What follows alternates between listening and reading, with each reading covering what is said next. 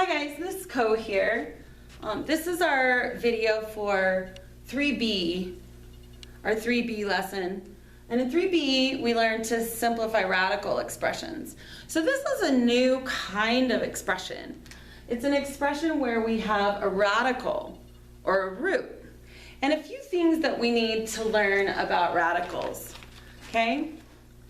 First of all, we can't really take a negative root for our square roots, okay?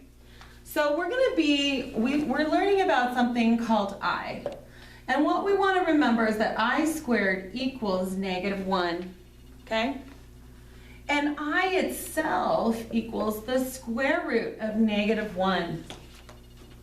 And so we're going to use that in order to simplify radicals that have a negative, okay? So remember, anytime you have I squared, you're going to need to substitute it for -1. And anytime you have a negative in your radical, it'll always come out as I, okay? So if we had the square root of -4, we could factor that to the square root of -1 times the square root of 4. And that square root of -1 would become I, right? So that square root of -1 becomes I. And our square root of 4 is the same as the square root of 2 times 2, right? And that will solve to give us a +2. So our square root of -4, we can actually simplify to the number 2i, right?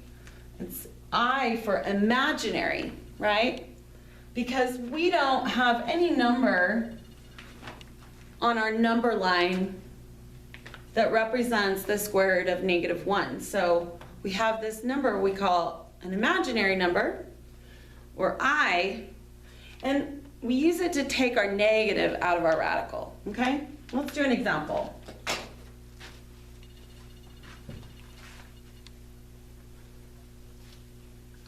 Okay, we also want to remember what a prime number is, okay? A prime number. Because one of the ways that we simplify a radical is by using something we call prime factoring. And to do that, we're going to use some prime numbers. Prime numbers can only be divided by 1 in themselves. So for prime numbers, our first few prime numbers are 2, 3, 5, 7, 11, 13, 17, 19. All of these numbers can only be evenly divided by themselves or 1. That's a prime number, okay? So let's take a look at the way that we're going to be able to use prime factoring to simplify a radical. So we need to remember our prime numbers, but we need one more piece of information. When we have a radical and we don't see anything here in this position, we know there's an invisible 2. That's called our index, okay, our index. So if we don't see a number there, okay, our index equals 2, right?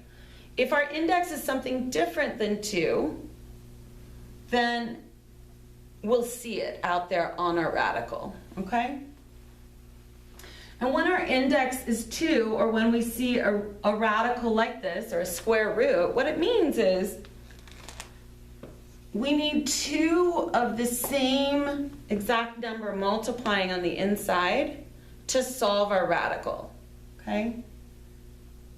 So the square root of 9 is the same as the square root of 3 times 3. And since we have 2 3's, and our index is this invisible 2, both of those can bust out and we can solve our radical. So the square root of 9 equals 3.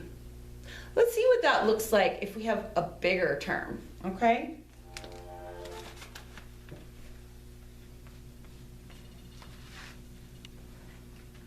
So on our notes, let's start with the square root of 864. What we want to do is we want to factor 864 to all of its primes. And when we do that, we use something called a factor tree. And again, we're going to use those prime numbers 2, 3, 5, 7, 11, etc. Okay? We'll always start dividing the number that we're trying to simplify in our radical by our smallest primes. Okay? And if 2 works, we're going to put 864 in the calculator, divide it by 2. And if we get an even number for our answer, then 2 is a good factor. But if we get a decimal, we've got to try a different prime. Okay? And if 2 is a good factor, then we can start making our tree with the factor 2. Let's see what that looks like. So 864 divided by 2 is going to give us an even 432. So when we hit that on the calculator, no decimal, 432 shows up. So we know 2 is a good prime to factor our term with.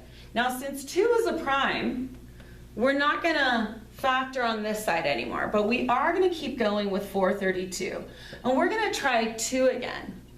And when we put that in the calculator, we're going to get 216. And since that's not a decimal, we know that we can branch with that. Okay? We're going to keep going until we can't go anymore. So the next branch, when we divide by 2 again, will give us 108. We can go again with 2 and 54. Okay? We'll keep dividing by 2 until we don't get an even number. Okay? So when we divide 54 by 2, we'll get 27. Okay? So that works. But now if we were to divide 27 by 2, we'd get a decimal. So we can't factor anymore using a 2. So we're going to use our next prime, which is a 3, and that works. We'll get 3 and 9, okay? And 9 will factor into 3 times 3. So when we break our 864 into prime factors, okay, we'll use something called a factor tree, and this is a big factor tree where we've divided everything down to its prime numbers. So we can rewrite square root of 864 as the square root of 1, 2, 3, 4, 5. 1, 2, 3, whoops. 2 times 2 times 2 times 2 times 2 times 3 times 3 times 3. That's all of these prime factors. Okay? And we know that we have an invisible index of 2. Our index is 2. Okay? So we need 2 of each kind to break out of jail or to solve that part of our radical. Okay? So we're going to look for all of our pairs where we have a buddy. We've got 2 of the very same thing. So we have buddy for that 2's, for those 2's. This 2 doesn't have a buddy, so it can't break out. These 3's have a buddy, but this 3 doesn't. So for each set of 2, we'll solve that part of the radical, right? So 2 on the inside will simplify to 1 of that number on the outside, okay? So we have a 2 for these guys, a 2 on the outside now for those, okay? And they're all multiplying on the inside. When they break out, you'll get 1 left behind. They'll multiply each other as well. We'll have 1, 3, okay? And then on the inside of the radical, this 2 will be left behind to multiply by this 3. And then to simplify our answer, we'll need to multiply everything back together. So 2 times 2 is 4, times 3 is 12. On the inside, we have a 2 times 3, or a 6. So our radical 864 will simplify to 12 roots of 6 using prime factoring, or a factor tree. Okay? Let's do one more example. What if we had a negative term inside our radical? Well, that's where we're going to use I. Okay? So when we had our, for example, number 2, okay, we have the square root of negative 242.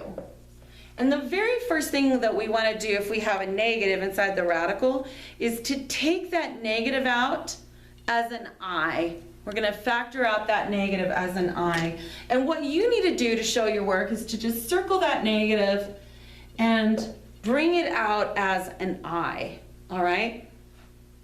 And now what we need to do is use our factor tree to find our prime factors, okay?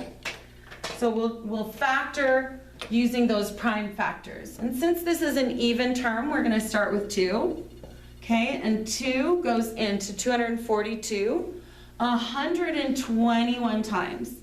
So that's our first branch. But when we start dividing 121, we don't get an even answer on our calculator until we get to 11. And that's because 121 is a perfect square. So it's a really good idea to be very familiar with all the squares, the perfect squares 1 through 12, right? That way you can recognize that as a perfect square, and that will factor to 11 times 11, and both are prime. So our term here will be I on the outside. That's what it looks like when our negative comes out. And on the inside, we'll have 2 times 11 times 11. And because we don't see a number here, we know our index is 2. So we need to have, we have to have 2 of the same term for those to break out. 2 on the inside means 1 on the outside. Okay? We don't have a buddy for this 2, so that 2 has to stay behind, right? And so our answer will be 11I square root of 2. Okay? Our 11s broke out, 2 on the inside, 1 on the outside. It'll multiply this I that's here, and our 2 will stay inside the radical, and our answer is 11I square root 2. Okay? All of these terms multiplying. All right? So for more examples, you can watch the next 3B video. These have been examples 1 and 2. All right? Thank you.